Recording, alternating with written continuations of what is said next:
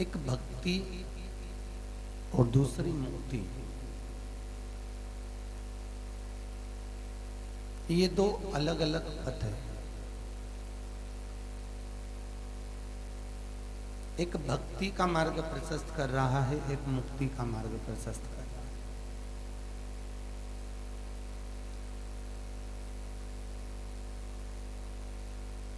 शास्त्र कहता है आप थोड़ा सा दान कर लीजिए, आप थोड़ा सा भजन कर लीजिए, आप कीर्तन कर लीजिए, आप कथा श्रवण कर लीजिए, आप भगवत नाम का स्मरण कर लीजिए, मुक्ति मिल जाएगी।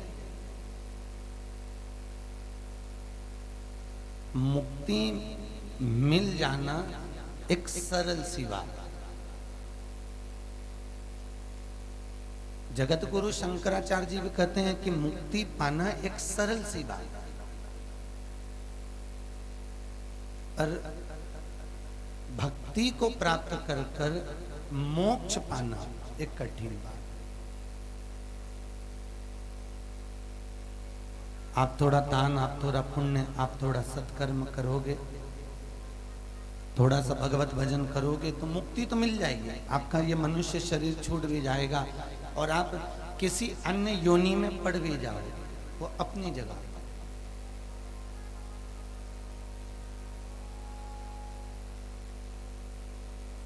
पर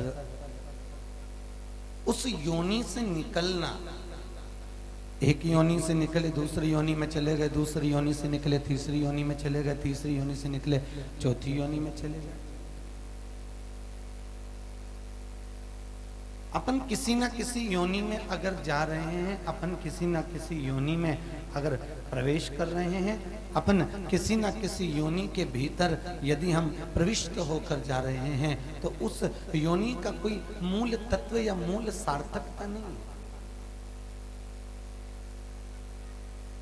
जगत गुरु शंकराचार्य जी कहते हैं कि एक योनि से छूटकर दूसरी योनि में जाना, इसको केवल मुक्त होना कहा गया है, इसको केवल मुक्ति कही गई है। और भागवत कहती है कि भगवत भजन कर कर, परमात्मा का नाम स्मरण कर कर परमात्मा के धाम में चले जाना और फिर जन्म ना लेना, इसको मोक्ष कहा गया है।